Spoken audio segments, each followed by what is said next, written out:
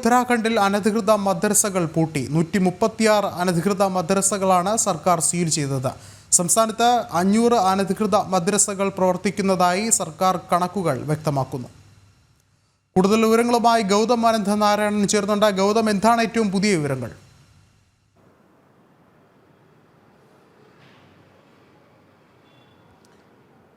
വിഷ്ണു, ഉത്തരാഖണ്ഡിൽ പുഷ്കർ സിംഗ് ധാമി സർക്കാർ അനധികൃത മദ്രസകൾക്കെതിരെ കടുത്ത നടപടി ആരംഭിച്ചിരിക്കുകയാണ്. സർക്കാരിൻ്റെ കണക്കുകൾ പ്രകാരം ഏതാണ്ട് 500ഓളം രജിസ്ട്രേഡ് അല്ലാത്ത, അതായത് സർക്കാരുമായി ബന്ധമില്ലാത്ത 500 മദ്രസകളാണ് ഉത്തരാഖണ്ഡ് സംസ്ഥാനത്തിൻ്റെ വിവിധ ഭാഗങ്ങളിൽ പ്രവർത്തിക്കുന്നത്. അതിനെതിരെയാണിപ്പോൾ കടുത്ത നടപടി പുഷ്കർ സിംഗ് ധാമിയുടെ സർക്കാർ ആരംഭിച്ചിരിക്കുന്നത്. 136 മദ്രസകൾ ഇതിനകം പൂട്ടിക്കഴിഞ്ഞിരിക്കുന്നു. ഇന്നും ഇന്നലെയുമായി ഉത്തരാഖണ്ഡിൻ്റെ വിവിധ ഭാഗങ്ങളിൽ, അതിൽ തലസ്ഥാന നഗരിയായിട്ടുള്ള ഡെറാഡൂണിൽ മാത്രം 42 മദ്രസകളാണ് ഡെറാഡൂൺ റീജിയണിൽ മാത്രം പൂട്ടിയിരിക്കുന്നത്. അങ്ങനെ സംസ്ഥാനത്തിൻ്റെ വിവിധ ഭാഗങ്ങളിലായി അനധികൃതമായി പ്രവർത്തിക്കുന്ന, സർക്കാരിൽ രജിസ്റ്റർ ചെയ്യാത്തതായ 136 മദ്രസകളാണ് ഉത്തരാഖണ്ഡ് സർക്കാർ പൂട്ടിയിരിക്കുന്നത്.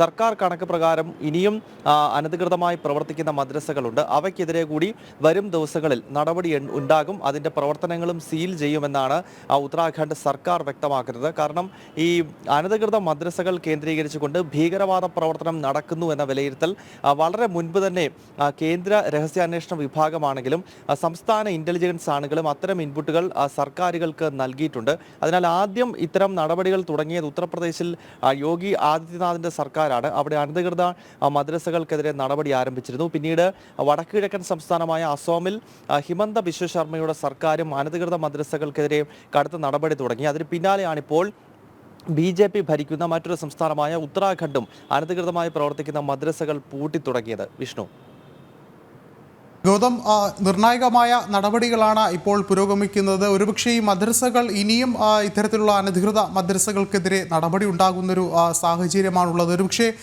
നാളെയും വരും ദിവസങ്ങളിലും ഇത്തരത്തിലുള്ള പരിശോധനകൾ, നടപടികളൊക്കെയും പ്രതീക്ഷിക്കേണ്ടതല്ലേ? വിഷ്ണു, ഈ ബാക്കി മദ്രസകൾ കൂടി, അതാണ് സർക്കാരിൻ്റെ കണക്കുകൾ സൂചിപ്പിക്കുന്നത്. അതാണ് 500 മദ്രസകളുണ്ട് ഇത്തരത്തിൽ അനധികൃതമായി പ്രവർത്തിക്കുന്നത്. അതിനാൽ സർക്കാർ സംവിധാനവുമായി ബന്ധമില്ലാത്തതോ രജിസ്റ്റർ ചെയ്യാത്തതുമായിട്ടുള്ള മുഴുവൻ മദ്രസകളും പൂട്ടും എന്ന് തന്നെയാണ് ഉത്തരാഖണ്ഡിൽ പുഷ്കർ സിംഗ് ധാമി സർക്കാർ വ്യക്തമാക്കുന്നത്. കാരണം ഉത്തരാഖണ്ഡിൽ അടുത്ത കാലത്തായി ഈ മതസ്പർദ്ധ വളരുന്ന രീതിയിലുള്ള ചില പ്രവർത്തനങ്ങൾ പല ഭാഗങ്ങളിലും കണ്ടു തുടങ്ങിയിരുന്നു. പൊതുവെ ദേവഭൂമി എന്ന് വിശേഷിപ്പിക്കുന്ന ഉത്തരാഖണ്ഡിൽ വർഗീയ സംഘർഷങ്ങളോ അല്ലെങ്കിൽ സമുദായങ്ങൾ തമ്മിലുള്ള പ്രശ്നങ്ങളോ കേട്ടുകേൾവിയില്ലാത്തതാണ്. എന്നാൽ അടുത്ത കാലത്തായി ഉത്തർപ്രദേശൊക്കെ പോലെയുള്ള സംസ്ഥാനങ്ങളുടെ ചില ഭാഗങ്ങളിൽ നിന്നും ഈ ഇസ്ലാമിസ്റ്റുകൾ കൂട്ടത്തോടെ ഉത്തരാഖണ്ഡിൻ്റെ ഉയർന്ന പ്രദേശങ്ങളിലേക്ക് എത്തുകയും അവിടെ ലവ് ജിഹാദ് പോലുള്ള പ്രവർത്തനങ്ങൾ നടത്തുകയും അനധികൃത മദ്രസകൾ കേന്ദ്രീകരിച്ചുകൊണ്ട് തങ്ങളുടെ പ്രവർത്തനങ്ങൾ കേന്ദ്രീകരിക്കുകയും ഒക്കെ ചെയ്ത സംഭവങ്ങൾ ഉണ്ടായിരുന്നു. അതിൻ്റെ അടിസ്ഥാനത്തിലാണ് അടുത്തിടെ ഉത്തരാഖണ്ഡ് സർക്കാരാണ് ആദ്യമായി ഏകീകൃത സിവിൽ കോഡ് സംസ്ഥാന തലത്തിൽ തന്നെ നടപ്പാക്കിക്കൊണ്ടൊരു നീക്കമൊക്കെ പുഷ്കർ സിംഗ് ധാമി നടത്തിയിരുന്നു. അതിനോട് അനുബന്ധമായി തന്നെയാണ് ഇപ്പോൾ ഈ അനധികൃത മദ്രസകൾക്കെതിരെ കൂടി നടപടിയെടുക്കുന്നത്. കാരണം രാജ്യവിരുദ്ധവും അതോടൊപ്പം തന്നെ മറ്റ് ഹൈന്ദവ സമൂഹം ഉൾപ്പെടെയുള്ളവരുടെ സ്വൈര്യ ജീവിതത്തിന് ഭീഷണിയാകുന്ന രീതിയിലും അനധികൃത മദ്രസകളുടെ പ്രവർത്തനങ്ങൾ മാറുന്നു എന്ന വിലയിരുത്തൽ അവിടുത്തെ സർക്കാരിനുണ്ട്. അതിനാലാണ് ഈ രജിസ്റ്റർ ചെയ്തിട്ടില്ലാത്ത, സർക്കാരുമായി ബന്ധമില്ലാത്തതായ മദ്രസകൾ അടച്ചുപൂട്ടിക്കൊണ്ടുള്ള ഒരു വലിയ നീക്കം ഉത്തരാഖണ്ഡിലെ സർക്കാരും ആരംഭിച്ചിരിക്കുന്നത്. അതിന്റെ തുടക്കമെന്ന നിലയിലാണ് ഈ 136 മദ്രസകൾ പൂട്ടിയിരിക്കുന്നത്.